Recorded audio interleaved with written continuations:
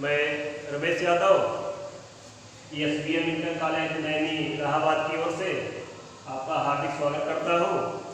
Class 11th में जैसा कि फिजिक्स फर्स्ट में हिंदी मीडियम के लिए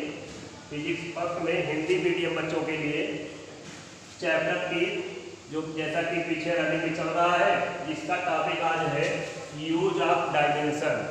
आज हम लोग बीमा के उपयोग के विषय पढ़ेंगे कि बीमा का उपयोग कहाँ किया जाता है। तो बीमा का उपयोग हम लोग देखते हैं सीरियल बाय सीरियल, हम इसका उपयोग आपको बताएंगे। बीमा का उपयोग 3 प्रकार से किया जाता है, उसकी चर्चा भी हम करेंगे डिटेल नीचे। आइए शुरुआत करते हैं कि बीमा का पहला उपयोग कहाँ करते हैं।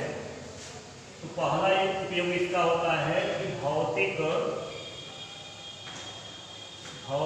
राशि की या भौतिक समीकरण कह सकते हैं, भौतिक समीकरण की सत्यता की जांच करने में, सत्यता की जांच करने में, यानी हम लोग ये देखेंगे कि बीमा की सहायता से किसी भौतिक समीकरण या सूत्र को कैसे सिद्ध करेंगे कि ये सत्य है कि असत्य है। यही चीज की चर्चा इसमें हम लोग करेंगे। अर्थात आज आप ये भली भात परिचित हो जाएंगे कि कोई फार्मूला अगर आपको दिया जाता है या भौतिक समीकरण आपके सामने पेश किया जाता है, तो आपके पास बीमा एक ऐसा साधन है जिससे चेक करके बता सकते हैं कि दिया गया सूत्र सही है कि गलत है। इसमें करते क्या है, जो भौतिक समीकरण आपको दिया जाता है उसके 2 पक्ष होते हैं, एक बायां पक्ष और एक दायां पक्ष। हम क्या करते हैं, सर्वप्रथम दोनों पक्षों की बीमा निकालते हैं। अगर दोनों पक्षों की बीमा समान आ गया तो दिया गया सूत्र सही होगा बीवी विधि से, अन्यथा ये गलत होगा अर्थात असत्य होगा। देखिए शुरुआत करते हैं एग्जाम्पल से। विधि इसका समझ आ गया ना कि दोनों पक्षों की हम लोग पहले बीमा डिक्लेयर करेंगे। अगर दोनों पक्षों की बीमा बराबर हो गई तो दिया गया सूत्र सही होगा। देखिए एग्जाम्पल से, एक एग्जाम्पल आपके सामने है V = U + KT। यहाँ पर देखा जाए तो यह 2 राशियां आपस में जुड़ी हुई है, एक U और एक KT, जो प्लस के द्वारा आपस में जुड़ी हुई है। हमने नोट में आपको बताया था कि समान बीमाओं वाली राशियों को ही आपस में जोड़ा और घटाया जा सकता है। अर्थात ये जोड़ा और घटाया गया है अगर आपस में, तो इनकी दोनों की बीमा सेम होगी। अर्थात इस U की बीमा 80 के बराबर होगा। और साथ साथ ये भी बताए थे कि जो दाएं पक्ष में ये राशि दोनों लिखी गई है, इनकी बीमा अलग अलग बाएं पक्ष की राशि के भी बराबर होगा। अर्थात U की बीमा V के बराबर होगा और AT की बीमा भी किसके बराबर होगा, V के बराबर होगा। तो आइए इसमें दोनों की बीमा हम निकाल के चेक करते हैं, देखिए कैसे बराबर आता है। तो सर्वप्रथम यहाँ लिखेंगे हम लोग बाएं पक्ष की बीमा, बाएं पक्ष की बीमा। तो बाएं पक्ष में V क्या है, वेग है, वेग की बीमा होती है (10⁻⁻1). इसी प्रकार आइए दाएं पक्ष की बीमा निकालते हैं। दाएं पक्ष की बीमा, तो दाएं पक्ष की बीमा में हम लोग देखते हैं U दिया है, U वेग है, इसकी बीमा हो जाएगा (10⁻⁻1) और प्लस लिखा है बीच में प्लस। A यहाँ त्वरण है, त्वरण की बीमा हो जाएगा (10⁻²) और समय यहाँ T है, इसका बीमा हो जाएगा कैपिटल T। अब इसे सॉल्व किया जाए, देखा जाए दाएं पक्ष के बराबर आ रहा है कि नहीं आ रहा है। तो देखो ये जाएगा (10⁻1) ऐसे ही रहेगा पहले ब्रैकेट में। दूसरे ब्रैकेट में हम लोग भाषाल का रूल लगा के इसे थोड़ा सॉल्व करेंगे। यहाँ T⁻² दिया, यहाँ T⁻1 है, -2 में से 1 घट जाएगा, घात क्या बचेगा -1। यहाँ जाएगा (10⁻1). अभी आप क्या देख रहे हैं, जो हमने नियम बताया था इन दोनों राशियों की बीमा अलग अलग बाएं पक्ष के बराबर होगी। तो देखो यहाँ अलग अलग दोनों राशियों की बीमा इसके बराबर तो आ रही है, लेकिन दोनों को जोड़ के हमें दायां पक्ष और बायां पक्ष टोटल दिखाना है। तो इसे आप जोड़ेंगे तो गिनती में वैसे समीकरण के नियम से कहेंगे कि 2, यानी जोड़ेंगे तो (2l⁻1 आएगा। लेकिन चूंकि यहाँ संख्यात्मक मान का हम बीमा में गणना नहीं करते हैं, तो संख्यात्मक मान छोड़ दिया जाएगा। वैसे बीजगणितीय नियम से बात सही है कि 2l⁻1 आएगा, लेकिन गिनती की गणना नहीं करेंगे, टोटल हमें मिलेगा l⁻1। क्या दिखाई दे रहा है कि बाएं पक्ष की जो बीमा है वो दाएं पक्ष की बीमा के बराबर आ रहा है। अतः दिया से क्या है, सही है।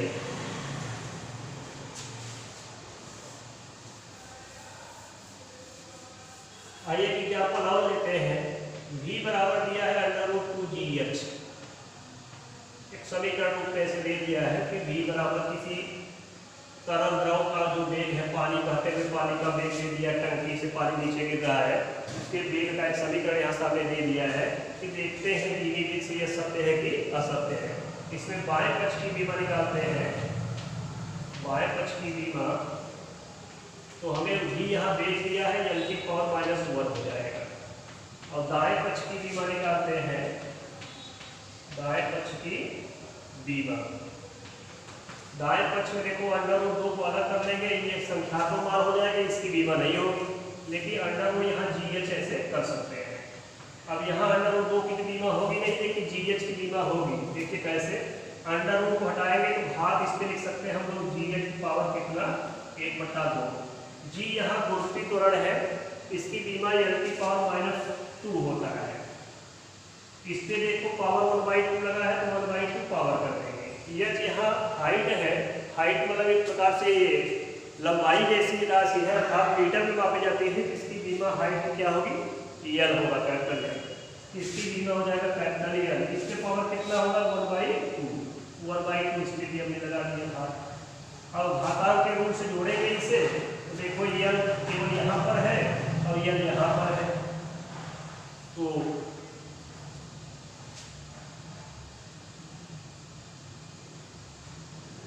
आइए आगे देखते हैं। तो यहाँ हो जाएगा l की पावर 1/2, क्योंकि घात पर लगा हुआ है तो l की पावर हो जाएगा 1/2। अब गुणते देखिए यहाँ पे भी हो जाएगा l पावर 1/2, एक ब्रैकेट बदल लिया। अगले ब्रैकेट देखिए घातांक के नियम से t पावर -2 दिया है, गुणे 1/2 हो जाएगा, घात का 2 से 2 कट जाएगा, यहाँ पे हाफ को हाफ जोड़ेंगे तो 1 आ जाएगा। इस प्रकार से हम इसे लिख सकते हैं। आगे देखिए कैसे लिख सकते हैं इसको, तो l की पावर देखो हाफ जोड़ेंगे तो 1 आ जाएगा, और 1 की गणना पावर में करते नहीं है, इसलिए केवल l बैठेगा यहाँ पे। यहाँ 2 कट गया तो t पावर -1 बचेगा। तो आपने क्या देखा कि बाएं पक्ष की जो बीमा है वो दाएं पक्ष की बीमा के बराबर आ गया। इसका मतलब दीनी वेग से दिया गया सूत्र सही है। तो 2 एग्जाम्पल से हम क्लियर कर दिए। इसके आगे तमाम एग्जाम्पल लेके आप दोनों पक्षों की बीमा निकालिएगा और देखिएगा तो बराबर आता है नहीं आता है। अगर बराबर नहीं आता है तो दीनी वेग से दिया गया भौतिक समीकरण आपका असत्य माना जाएगा। आइए बीमा का तीसरे उपयोग की चर्चा करते हैं। सही, बीमा के दूसरे उपयोग में नीचे पहला था